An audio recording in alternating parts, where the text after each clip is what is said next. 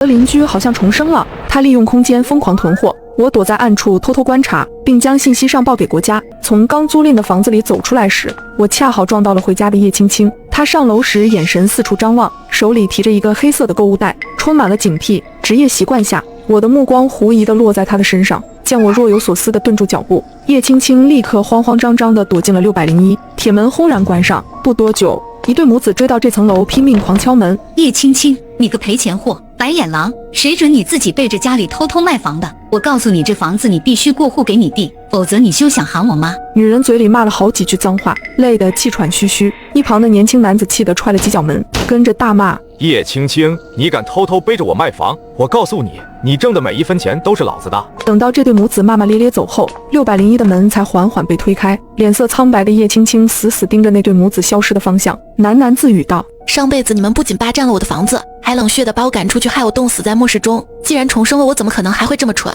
这伥鬼夹人不要也罢。瘦小的女孩身上爆发出惊人的恨意，而始终站在视角盲区的我，则将这番场面看得一清二楚。上辈子末世，这话听着有点意思。我租赁的房子是602，刚好是在叶青青的隔壁。在检查完602没有安装监控、窃听等设备后，我才不紧不慢地坐在床上，给我的同事打去了电话。李想，帮我调个人的资料出来，尤其是病历，查查他有没有过往精神病史。那边特勤科的队友动作飞速，不过10分钟就把叶青青的详细档案发了过来。根据资料显示，叶青青今年26岁，在一家发展前景不错的新闻传媒公司就职。小姑娘拼死拼活攒钱，在 A 市城郊的小区买了间单身公寓。但3天前，叶青青不但主动辞了好工作，还把这套刚装修好的房子抵押给银行，向银行贷款了100万。这一刻，特勤科5年的优秀业绩告诉我，这个女孩有问题。难道她真的重生了？现在正是国泰民安的好时候，真的会有末世吗？忙活到下午2点，我才把这间50平米的出租屋收拾完。等我拖着沉沉的2个黑色垃圾带下楼时，恰好遇到了对门的叶青青。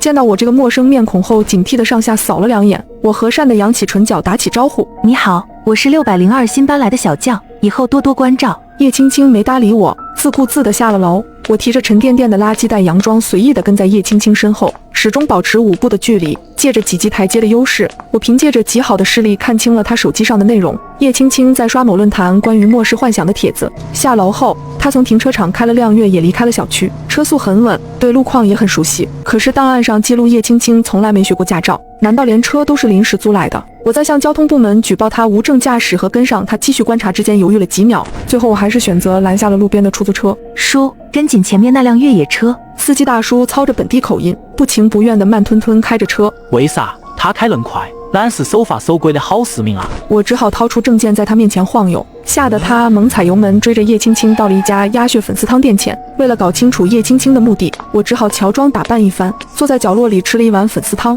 然后眼睁睁看着叶青青狼吞虎咽地吃下了5碗鸭血粉丝汤。我皱了皱眉，叶青青现在的表现是经历过长期极度饥饿的应激反应。临走时，他还找老板打包了50份重辣的加量鸭血粉丝汤。接下来，叶青青又跑了好几条街，分别到不同的餐馆里点了食物。我低头和他擦肩而过，恰好听到了他的低语：嘿嘿，我多去几家餐馆买吃的就不显眼了，毕竟客人那么多，老板怎么可能记得我点了什么呢？望着欢快上车离开的叶青青，我无奈地叹了口气：老板，刚那穿短裤的女孩都点了什么吃的？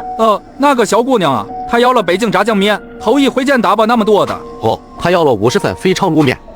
她要了50份过桥米线。餐馆老板们对她印象极其深刻，一下子把叶青青的老底掀翻了。她点餐的借口无一例外都是公司加班订餐，但据我调查，她早就在公司离职了，1天内打包几百份食品给谁吃呢？叶青青在市里晃了一圈，满载而归后，才开车回小区，越野停在门口。他脚步轻快地走向物业。刚刚叶青青下车时两手空空，也就是说他打包的那些食物理所当然还留在车内。我悄悄踱步到那辆越野车旁，但是经过我仔细的检查，发现驾驶座后备箱空空如也。这一刻，我意识到叶青青身上有一个可怕的秘密。难道说她有空间？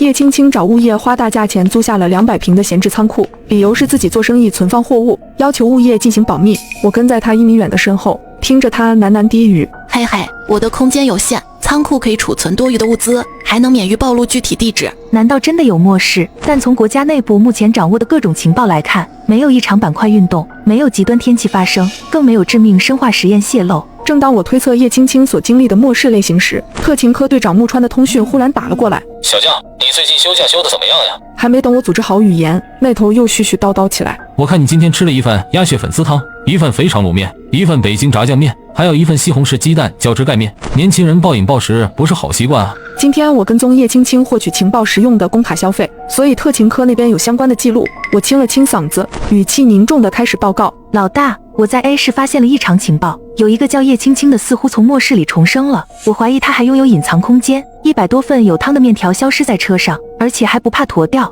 他的空间应该有特殊储存功能。闻言，木川沉吟几秒。小林啊，是不是在特勤科工作压力太大了？你们年轻人爱看点什么末世重生小说我理解，但你也别太当真。我对末世的猜测确实有些天马行空，缺乏确凿的证据，所以我必须继续观察。队长，有事挂了。第二天，叶青青租了辆大货车，然后开着货车来到建材市场，从早跑到晚，偌大的市场被他跑了个遍。我伪装成搬运工人帮他装货上车，听到了他满意的在那里嘟嘟囔囔。嘿嘿，分散着买，肯定不会被发现异常，谁会那么无聊管我买了什么呢？幸好有空间，神不知鬼不觉装东西方便极了。等他拉着满载的大货车回家，我找上了其中一家五金店的老板。老板，刚才那个女生在你们这里买了什么？本来做成大单生意的老板瞬间起了警惕心，这是隐私，我是肯定不能泄露的。下一秒，我亮出了官方证件，老板立马递了一份货物清单给我，然后又将手机递了过来。屏幕上是一个五金店店主的大群，群里全是五金店店主在聊天。兄弟们，我出大单了！今早有个小丫头来我这儿买了一大批保温墙体材料，她也来我这买了订了燃烧型壁炉、取暖器、太阳能电板还有发电机。你们说她这是要干啥嘞？你们这么一说，我也想起来了，是有个妹妹找我低价要了遮光窗帘、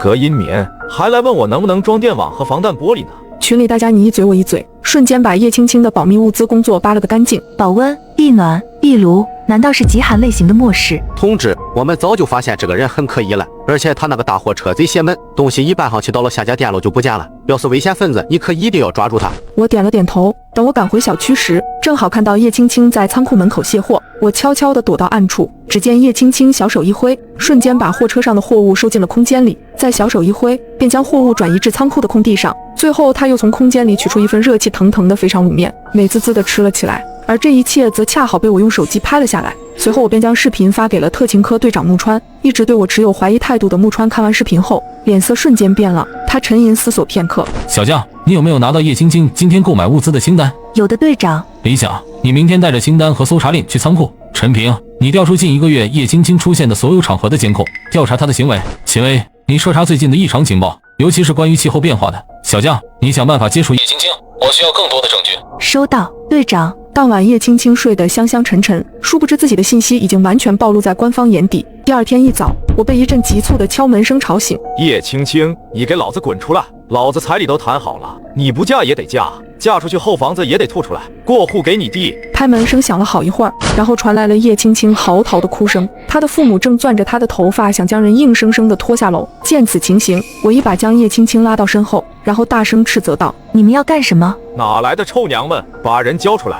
叶父恶狠狠地看向我，粗壮的大手越过我，就想把叶青青抓回去。我立刻掏出证件晾在对方面前。叶家父母见形势不妙，他们只好赶紧开溜。叶青青家的大门被踹烂了，我只好把她暂时带回自己公寓。她窝在沙发角落里低声呜咽，我无奈地递了一个笔记本给她。这个笔记本是你的吗？本子封面上赫然写着末世生存指南。她猛地抬头扑过来，把本子抢回怀中，满脸警惕地望着我。我佯装不知情，友好地朝她笑了笑。请问你是作家吗？还是末世爱好者？我看里面记载了很多末世的素材。啊，对，我很爱看末世小说，所以抄了点笔记。气氛沉默下来，为了卸下叶青青的防备，我只好继续接话。那真巧，我也是末世爱好者，虽然有点冒昧，但我还是要说你这里收集的信息有些不太对哦。他歪了歪头，最终还是抵挡不住好奇，开口询问：哪里有问题呢？我清了清嗓子，开始指正。比如囤积木柴来烧不可行，高楼层会有烟雾无法掩盖，容易暴露行踪。想补充钙和蛋白质的话，不要买牛奶，容易变质，